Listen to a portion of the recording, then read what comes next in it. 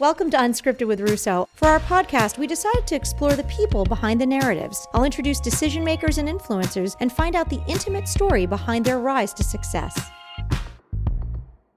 Hey everybody, welcome to Unscripted with Russo. I am here with Scott Brantingson. Scott, I said that right? Perfect, thank you. Awesome. He is the principal managing partner of Monocacy Wealth Partners and the senior financial advisor for Raymond James Financial Services. Scott, thanks for being here. Thank you for having me. All right, well, I want to learn a little bit more about you. So tell me a little bit about yourself, where you grew up, and describe 7-year-old Scott for me. 7-year-old Scott. I grew up in Bridgewater, New Jersey, or the North Jersey area. And I know, well, I grew up in Basking Ridge, New Jersey, okay. So we were neighbors. Very close. And now here we are in the Lehigh Valley. Went to Pluckamin on my bike as an early child, Sure. which is close. 7-year-old, I get the privilege every Sunday, part of my routine, to visit my 88-year-old mother in Bethlehem after church. And so, according to her, I was a perfect 7-year-old. We parents have revisionist history Right. memories, don't we? And since I could hear a lot of the stories over and over again, don't tell her I said that, they get better and better. So as far as my behavior, but she would tell me I was a contemplative child.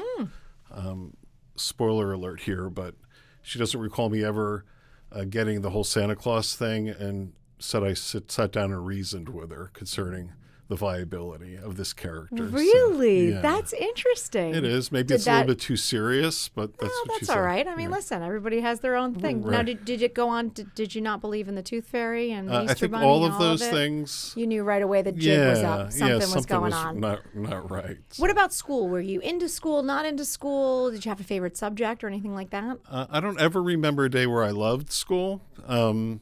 I obviously made it through a bachelor's degree in college, but I enjoyed some of the social aspects of school. But what about activities? Did you have any like sports or hobbies or things that you were known for? Any secret talents we should know about? In high school, I did some wrestling. I wouldn't say I aspired to any great accolades in high school. I enjoyed my college years, but primarily because it led to some business opportunities, and I think that's where I really had an epiphany of who I was. Well, before we get into that, tell me a little bit about what your first job was. What was the first kind of part-time job that you ever had? It was delivering newspapers for the Newark Star-Ledger. Look at that, newspaper. I'm Right, telling you, I was right. saying to another podcast guest that I never delivered the papers except as a fill-in.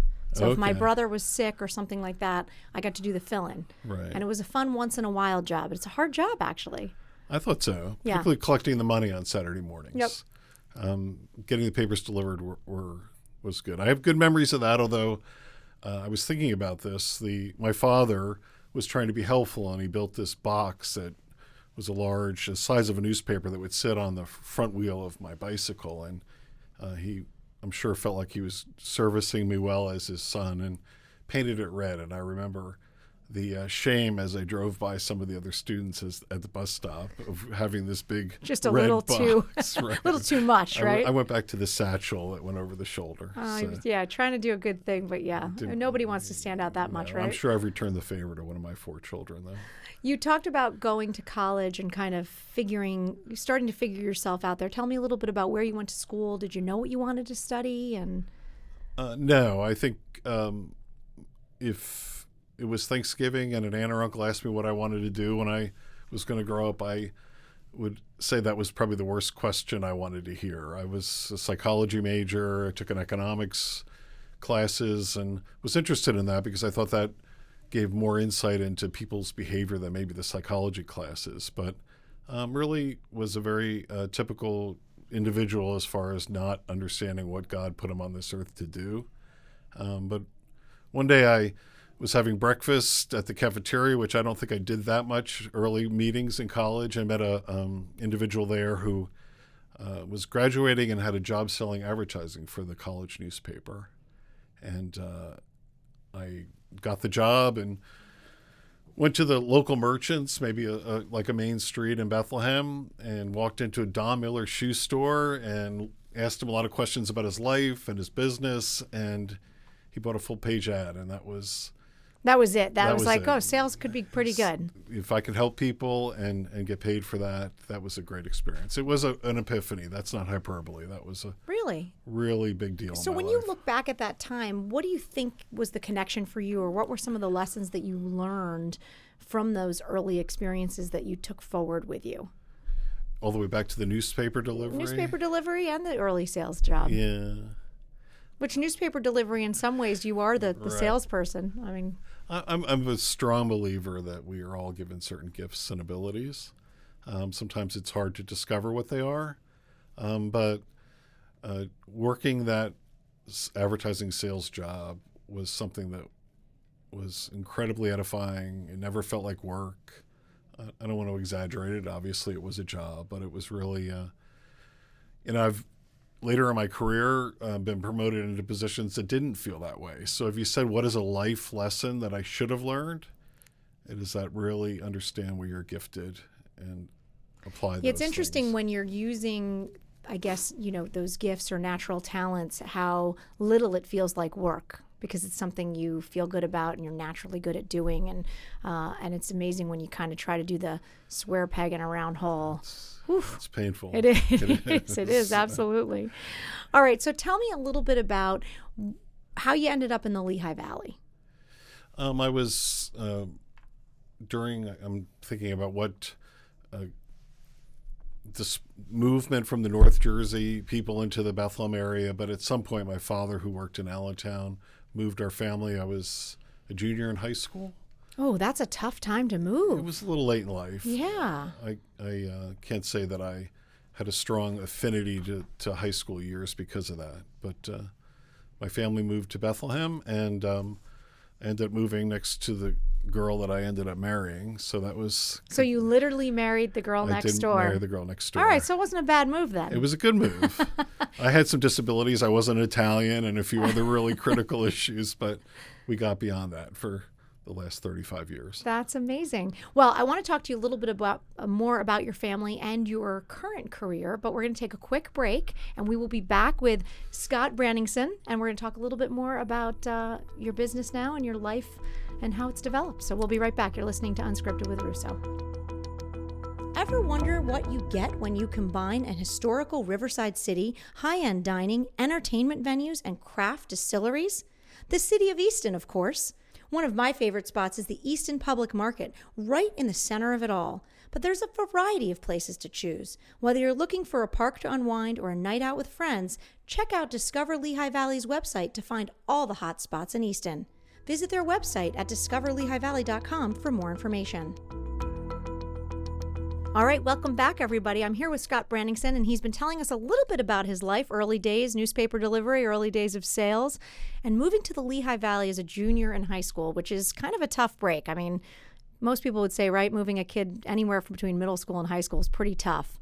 But you had a little good fortune that you moved next door to a wonderful young woman. Tell me about that.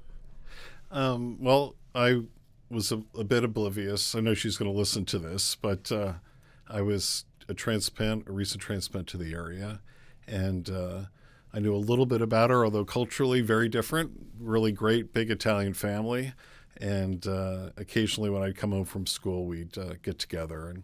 And it was actually, I just thought about this story. There was a psychology class we had at Freedom High School where you had to have a mock family and put a budget together and raise a child. And so Rose Tallarico came up to me and said, would you like to do that? So you actually did a practice version right. on your life? I love that. What did you learn from that project together? I mean, I have to imagine that was pretty interesting. Well, I would certainly like to see the budget that you put together at that time, because I've probably violated that over the last 35 years. That's so cool. I don't know how many people can say that. I mean, that's a pretty neat story that you got to do this project that kind of mimics or is supposed to mimic life or make you think about being grown up. Right. That's great. I was clearly a little bit more oblivious to the impact of the future, but she would confess that she wasn't. So that's great. So tell me a little bit about how long have you been married and your family, and you've got 4 children, I think you said? I do, yes. We've been married 35 years, and I got beyond, I guess, those ethnic questions about my lack of being an Italian. And the year I got out of college, we got married. And about a year or two later, we had our first daughter, Lauren, who is, I'm grateful, has given me 2 grandchildren now. So That's awesome. One Congratulations. of them at my home in Bethlehem right now. So Oh, nice. a huge blessing. So What's your favorite part about being a grandpa? sending them home when you're done When you're with done with them, Yeah. what do they call you? They call me Grandpa. There's been Okay. a lot of pop-ups in the family, but I am Grandpa. Nice. So, Good. And what about your other 3 kids? my son Scott works with me in my business right now, and Matthew is an accountant. He also lives in town, and my youngest is Elizabeth, and she has a condition called Turner syndrome, which is a chromosomal abnormality, and she's done really well. She graduated to sales with a communication degree, and is working at a factory locally and is helping me out in my business. So she's my receptionist at work as well. Oh, that's awesome. That's Yeah. really wonderful. And she's my favorite if people ask me. And you're not afraid to say No, it. I'm not afraid I to love say it. Well, we love DeSales. There's a few people on the ASR media team, graduates of DeSales, and we've got interns from there often. And it's just It's a great school. great school. Yeah. You're talking about some challenges in life. You were diagnosed with Meniere's disease. Is that how you say it? Yes. Yes. Yes. I don't know if you've seen anything from Huey Lewis lately, but he has the same condition. Tell us a little bit about that and kind of what impact that's had on your life. I would say it's a huge impact. Meniere's is a difficult disease to explain. It can cause vertigo, hearing loss, but it's not like I wear a bandage on my arm, so it's hard to quite explain. But a year or so ago, or 2 years ago, I was in a larger corporate job with lots of responsibilities.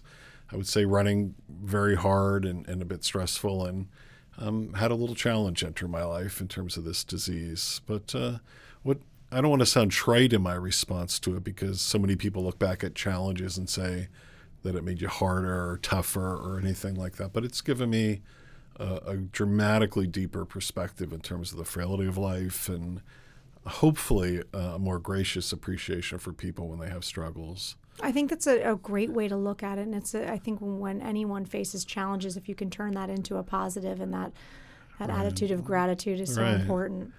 I want to ask you a little bit about Monocacy Wealth Partners and how you made the move. So the last we left off in your career, you were in sales. Right. How did you move into wealth management and financial planning? I graduated college and lived with my wife in Pittsburgh, and was selling telecommunications equipment, and my largest client was E.F. Hutton.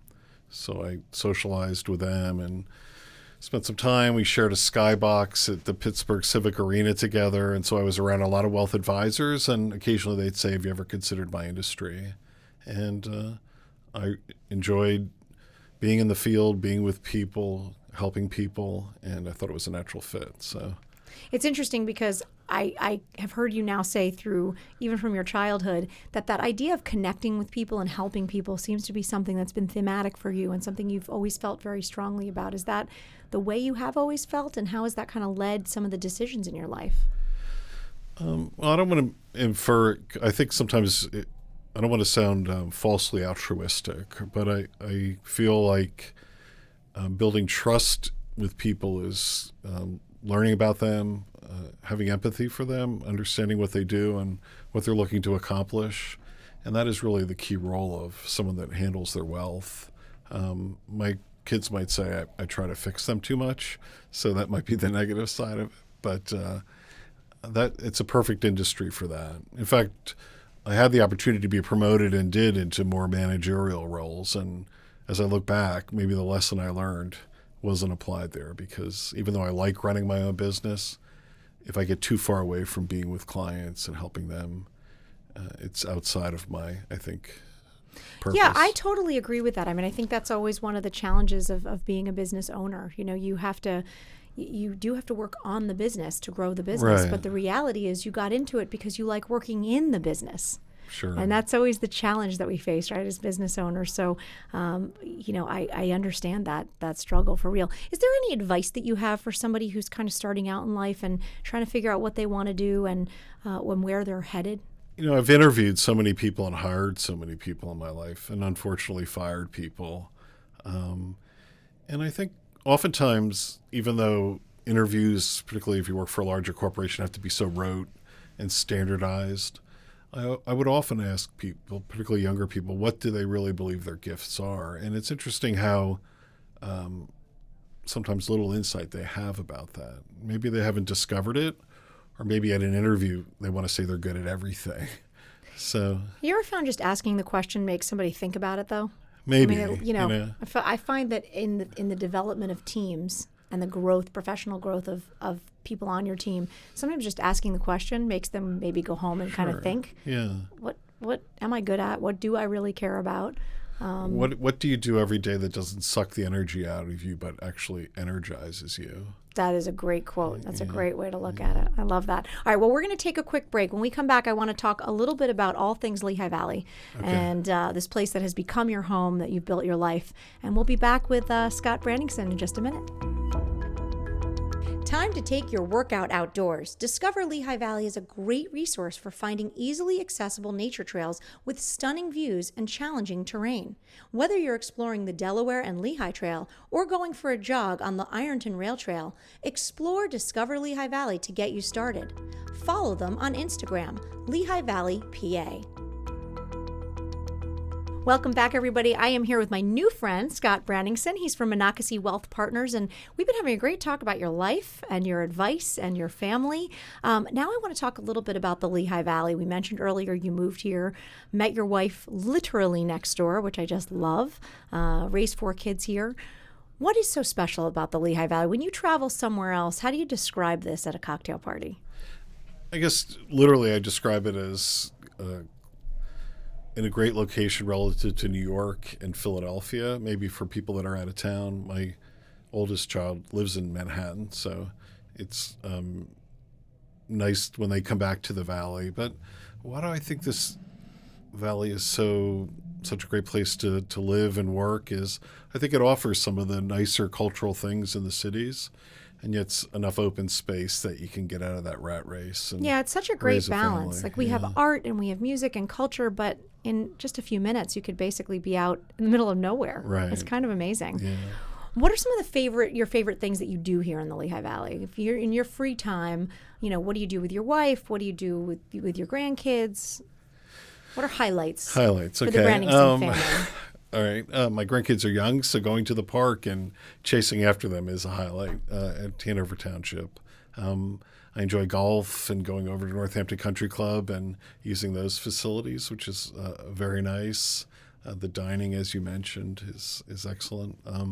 My in-laws own a food company, Talarico Food Products, and so they have some more presence. She was raised above a grocery store in Bethlehem, so there's a certain affinity to this Lehigh Valley from their early ages. Absolutely, and that is a great, well-known family business that has certainly served the Valley and beyond for a long time. What does the future look like for you? Where are you headed with Monocacy Wealth Partners, and what do you want people to know about kind of where you guys are going? I'm 60 now, and many of my peers and some of my clients are talking about retirement. But I am in a very blessed and unique situation. One is that my oldest son works for me, so everything I do as far as the creation of my company has an impact in terms of a legacy. I have to admit, if I'm in an office down the hall and I hear him say something that maybe I imparted some wisdom, it's a very flattering and grateful thing when I hear that. So the other thing is I came out of a position, very fortunate that I was working for a large corporation, had lots of more responsibilities, but I feel like this is a great last chapter. I don't want to, and I'd like to do this for 10 years to create a company that really is a reflection of what I want to accomplish as even a brand. I never expected that I would be looking at my logo or social media, or in fact, I didn't even know that was necessarily my gifted area, but it's been great to be able to create this brand that reflects your values and what you'd like to accomplish. I love that, and I feel as if that is such a wonderful message for people to hear, that you can create, reinvent, challenge yourself at any stage of life. So thank you. I find that super inspiring. I think that's really important, and especially for the younger audience out there and probably your children's ages, to understand that, what you're doing at 25 is not necessarily what you'll be doing at 55 or even 35 for that matter. And that's a cool message. So thank you so much for being here. Oh, my blessing. Thank you for having me. And we'll be back with Scott Brantingson in just a minute. There's nothing like wintertime in the Christmas city, but any time of year, Bethlehem's rich history, culture, food, and fun make it a great hangout spot. Take a walk on the artsy South Side, catch a great band at Steel Stacks, or enjoy the quaint history of Hotel Bethlehem. There are so many options, but before you book your trip, head over to Facebook and like Lehigh Valley, PA. Before you know it, you'll have a full itinerary of places you won't want to miss. All right, Scott, so just to confirm, you have not heard these questions, correct? Correct. All right, so we're going to do a rapid fire session with you so we can learn a little bit about the insight into your brain. Okay. Are you ready? Yes. All right, what is your favorite hobby or pastime? Golf. If you won the lottery, what's the first thing you would do? Write a big check to my church. What is one food you could not live without? Steak. Steak, it's a good one. How do you like it? Rare or medium rare. Which actor would you cast to play you in a movie about your life? Oh, I don't know. Glenn Beck. Does that count as an actor? I've been told I look like Glenn Beck. We'll take it. All right. If you didn't have the job you have now, what would you be doing instead? I'd be a pastor. Name one person that inspires you. Oh, gosh. Benjamin Edwards, a principal at a company I worked for, A.G. Edwards, who was a really humble leader. I was going to say, and why? Why did he inspire you? He didn't take himself too seriously, and Excellent. He was very grateful. Excellent. All right, good. Scott, thank you for doing rapid fire questions with us. Thank you. All right, well, you guys have been listening to Unscripted with Russo. We have had the great pleasure of talking to Scott Brantingson, the principal managing partner at Monocacy Wealth Partners and a senior financial advisor at Raymond James Financial Services. Thanks for sharing your story. Thank you. Telling it's my us pleasure. about how you build a legacy for your clients, and now you're building a legacy for yourself. Thank you. All right, until next time.